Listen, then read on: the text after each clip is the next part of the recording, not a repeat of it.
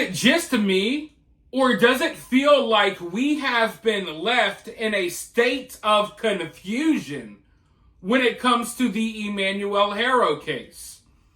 It feels like one of those Netflix TV shows that you watch and then it ends on a confusing cliffhanger.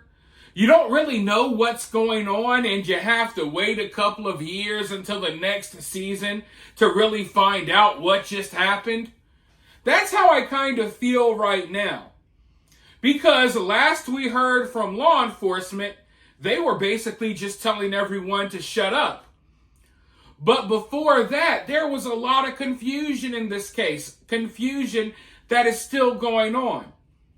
Because members of the media, they claimed that Jake admitted to killing Emmanuel to a fake inmate.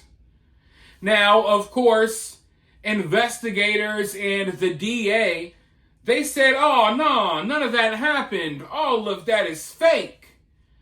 And the media has now doubled and tripled down. They're saying, no, it's real. So we got these two conflicting stories. Law enforcement is saying one thing, the media is saying another, and then Jake also has a story of his own, because Jake has done a jailhouse interview, and in the interview, he doesn't say anything about admitting to killing Emmanuel. He's still basically sticking to his original story, which is also mind-boggling, because we know Jake was on the side of the road looking for Emmanuel. So it's really hard to get a read on what in the hell is going on here. Because if I use my eyes and I see Jake out there on the side of that road, that tells me Jake is cooperating. But when you read Jake's words in his latest jailhouse interview, it doesn't sound like he's cooperating on that level. He says that he's cooperating, but not on the level that, oh, he's out here searching through valleys for Emmanuel. So I honestly don't know what to believe here.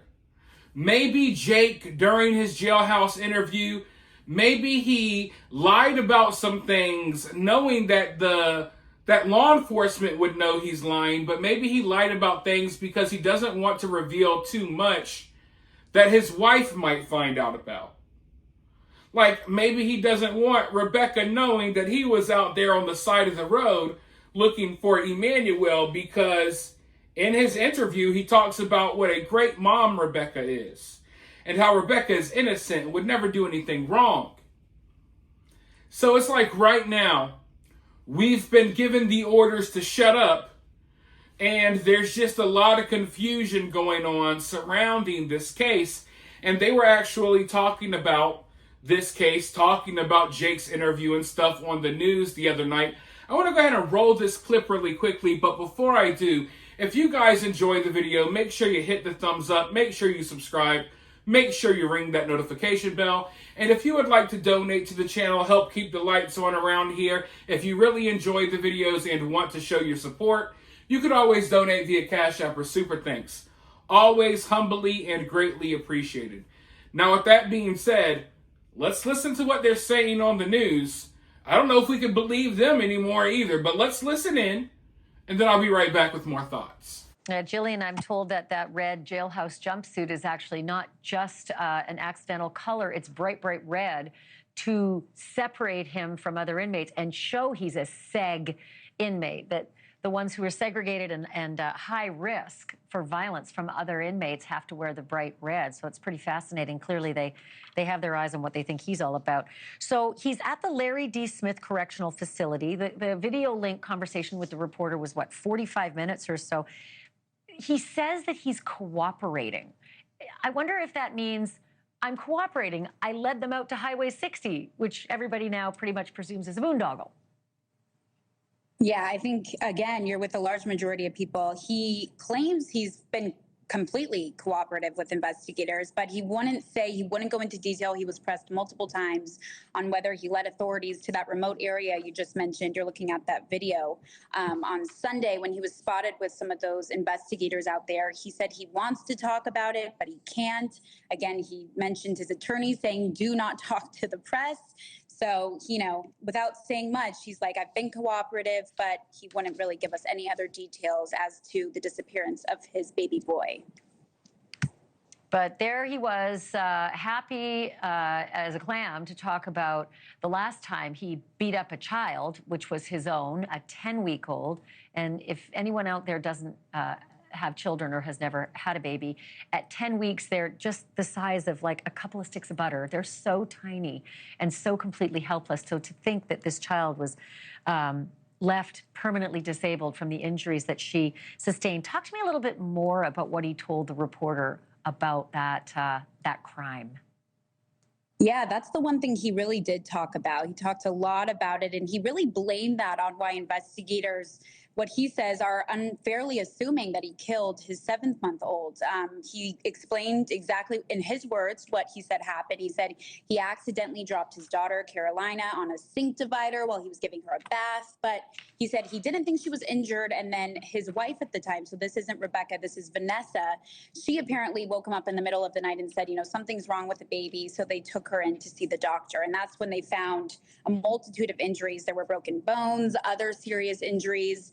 She was an infant at the time, like you just mentioned, but ever since then, she's now, not grown up, but she's a young girl. She's been bedridden and she has cerebral palsy. And that's something that they really brought up yesterday in that press conference. The DA was getting somewhat emotional about it because he's like, you see all of this here and still you're not, you didn't go to prison. He made a plea deal with the judge in that case.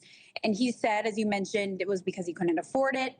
So he was given a 4-year probation sentence and 180 days of community service. And when we were asked, or when the reporter asked him about that sentence, of course, he said, he called it fair, but completely different from what we heard from the DA just yesterday. He was slamming that judge, and really, he didn't mince any words on that. Yeah. Hey, listen, I got just seconds left, but I just want you to tell me what he shouted to his wife, Rebecca, because on Tuesday he said he saw her at court. What was that? Yeah, so they've been separated this whole time. And when they arrived in court, they were put on opposite ends of the courtroom. And so apparently when he got off the elevator after the court appearance, he saw her, he shouted he loved her. And then he claims that's when a deputy allegedly shoved him to the ground. He said they, quote, launched him like he was a rag doll and that he re-injured his shoulder. So we obviously asked about that. They won't talk about any of those claims. They refuse to comment, but that's at least his account of what happened when he saw Rebecca. I wonder if that's how it felt when that 10-week-old baby was being slammed around with broken bones and skull fractures, etc. It's really curious. Jillian Smuckler, great reporting. Come back, will you? Thank you. Yes, thanks for having me. And you see, this is where even more confusion comes in. You watch these news segments, you tune into this stuff thinking that it will help you have a clearer picture about what's happening. But when it comes to the Emmanuel Haro case, I often tune into these news segments and I leave just more confused. And I imagine it's even more confusing for the average person who isn't all over this case like me. But right from the beginning of that news segment, what do they talk about? They talk about Jake's jumpsuit, how it's red, because he is separated from other inmates. He is isolated, right?